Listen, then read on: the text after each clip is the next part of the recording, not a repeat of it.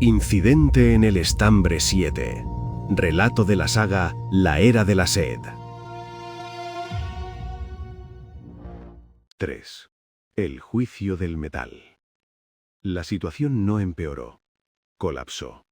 Fue una cuestión de física elemental, brutal e imparable. La presión interna había superado el límite elástico del material, y la estructura cedió, incapaz de contener más esa agonía. Todo comenzó con un silbido. No fue el siseo de una serpiente, sino un alarido mecánico agudo y lacerante, idéntico al sillido de un hueso seco justo antes de astillarse. Hiraya, de pie junto a la válvula muerta, sintió la vibración repiquetear en la raíz de los dientes un segundo antes de que llegara el estruendo.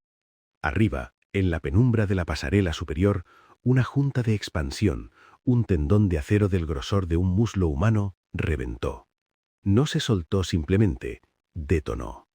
Los pernos de sujeción salieron disparados como metralla, incrustándose en los muros de piedra con tal violencia que pulverizaron la roca al impacto.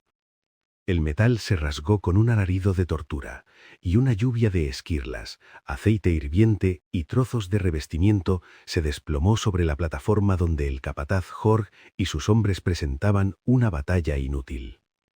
Hiraya se protegió la cabeza con los brazos, haciéndose un ovillo bajo la tubería maestra, mientras los escombros martilleaban el metal a su alrededor como un granizo letal.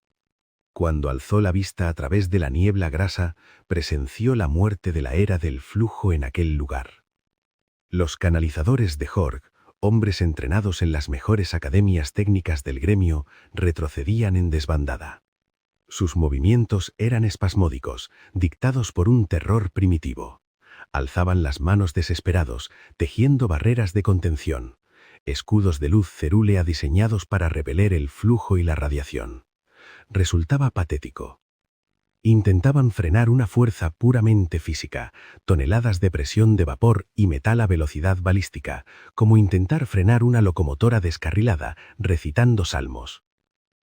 Un conducto auxiliar se arrancó de sus anclajes y barrió la pasarela como una guadaña de hierro. El escudo de uno de los canalizadores osciló, emitió un quejido de estática y estalló en el aire, disolviéndose en volutas de luz muerta. La barrera no detuvo nada. El hombre salió despedido contra la barandilla por la bofetada de inercia y fuego, aullando mientras su protección divina se evaporaba ante la vulgaridad del calor. «¡Evacuad!». La voz de Jorg se quebró en un rugido desesperado que apenas lograba perforar el estruendo de la maquinaria en agonía.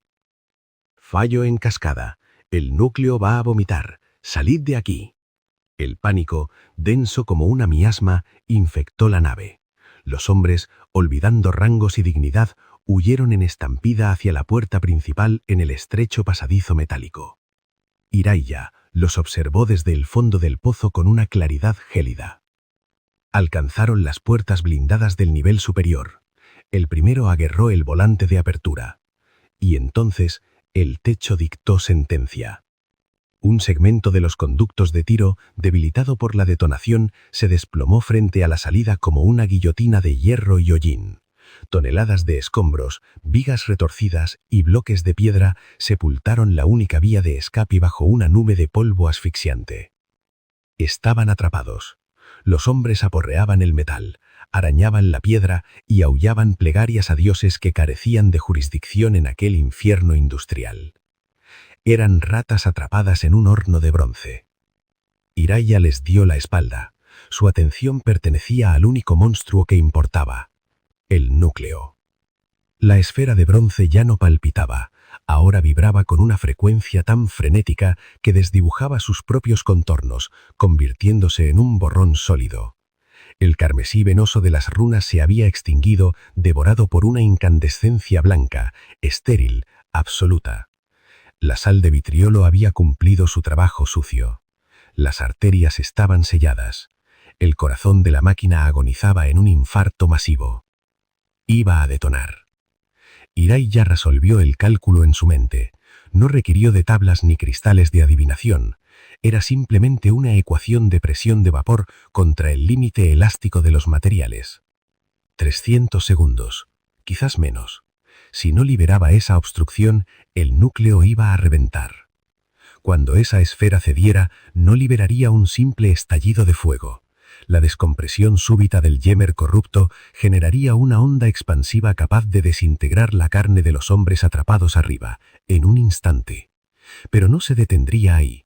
La onda rompería los muros de contención, descendería por la ladera de la montaña como una luz invisible y borraría del mapa el valle inferior. Allí abajo no había blasones, había barracones de madera barata. Había familias de trabajadores que vivían a la sombra de la presa, con fe ciega de que los señores de la torre mantenían a la bestia encadenada. Iraíya proyectó la masacre en un latido, las casas astillándose como huesos secos, los cuerpos carbonizándose entre las sábanas, el valle entero reducido a una cicatriz negra y humeante en la piel del mundo. Tenía dos caminos. Se desplegaron ante ella nítidos y fríos, como el despiece explosivo de un mecanismo complejo. El primero, la obediencia. Podía acatar el mandato tácito de su padre, quedarse allí, manipulando válvulas muertas, fingiendo que purgaba el sistema para proteger el sagrado capital. Sería el final perfecto de una buena hija, de una auténtica Bael. Su cuerpo se fundiría con el bronce y su padre erigiría un cenotafio sobre sus hacinas, alabando su sacrificio mientras cobraba la indemnización del gremio. La segunda, la herejía. Podía violar los dogmas, podía asesinar a la máquina para salvar a la carne. La decisión ya estaba dada, solo faltaba la ejecución. Su mirada, anclada en la pared oeste desde que concibió la traición, se fijó en el instrumento de su rebelión. La palanca de inyección fluvial. Allí estaba su salvoconducto. Había memorizado su posición en los planos azules como una ruta de escape desesperada. Abrir la esclusa, colarse por el túnel de mantenimiento y dejar que la corriente del río subterráneo la arrastrara lejos de la detonación. Podía hacerlo. Podía huir ahora mismo y dejar que el valle ardiera a sus espaldas. Pero mientras la vibración del suelo le sacudía los huesos, la idea de la fuga mutó en una ecuación táctica. La compuerta no era solo una salida de emergencia, era una entrada. Si liberaba el río, el caudal no solo le ofrecería un camino, invadiría la cámara. Un torrente de agua helada de deshielo embestiría contra el núcleo incandescente. El choque térmico sería letal. El metal no resistiría la violencia del cambio de temperatura. La esfera se partiría, el sistema hidráulico quedaría destrozado y la subestación Estambre 7 se convertiría en chatarra irrecuperable para siempre. Una ruina de hierro retorcido y una fortuna en oro evaporada en un instante, un cataclismo financiero que pondría de rodillas a la casa Bael. Pero el agua sofocaría la reacción, enfriaría la fiebre del Yemer antes de que alcanzara el paroxismo, asesinaría a la máquina, sí, pero desactivaría la bomba.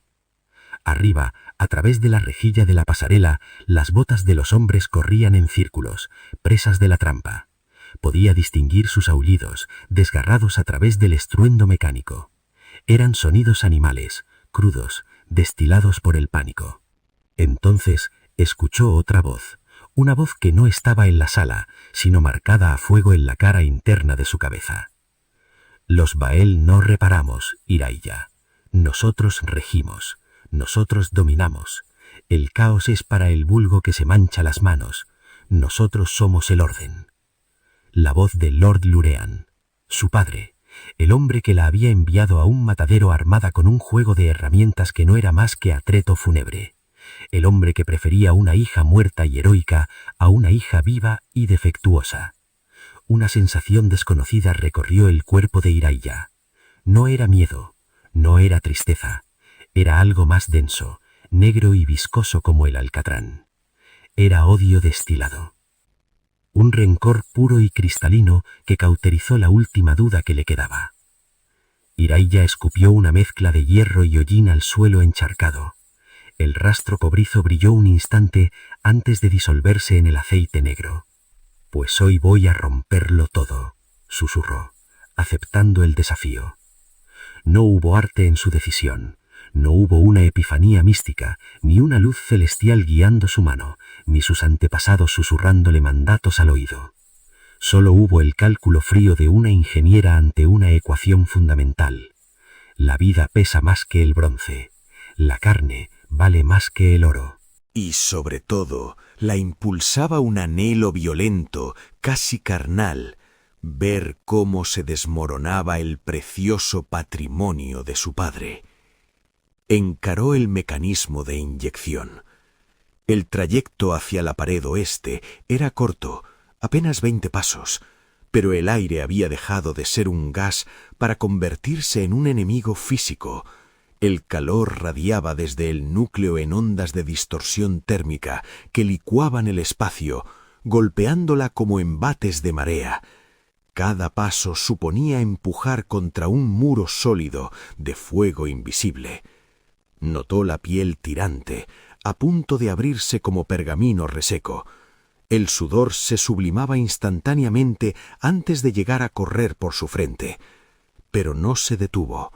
Caminó con la determinación de un verdugo acercándose al cadalso. Llegó frente a la palanca. Era una barra de hierro forjado, marcada con bandas vermellón desvaído, que el tiempo, el óxido y la mugre habían oscurecido hasta dejarlas casi irreconocibles. Una placa de latón, remachada a la piedra húmeda, escupía la advertencia final. Peligro de inundación, riesgo de ruina total. Iraya leyó la inscripción. Una sonrisa torcida, dolorosa, quebró la costra de sangre en sus labios. Ruina total, repitió, saboreando la promesa. Alzó las manos. Los guantes de fibra de roca de Jorg humeaban ligeramente, desprendiendo un olor acre a piel curtida quemándose. Una vez que tire de esta palanca, pensó con una claridad helada, no seré solo una hija desobediente, seré una traidora, una asesina del legado de mi sangre. No hay vuelta atrás. La decisión estaba tomada. Ya no era Iraya la seca, la inútil, la hija decepcionante. En ese instante, en el corazón de esa bestia moribunda, ella era la única cosa real. Ella era la entropía, ella era el final inevitable. Aferró la palanca con ambas manos. El hierro ardía con saña, mordiendo incluso a través del aislamiento de sus guantes. Arriba, un coro de terror marcó el último segundo de la cuenta atrás. El núcleo emitió un chillido agónico, metal desgarrándose desde dentro, como si algo intentara nacer a la fuerza. Iraya no miró atrás, cerró los dedos sobre el hierro hirviente, tensó la espalda y se preparó para asesinar el legado de su familia. Incidente en el Estambre 7.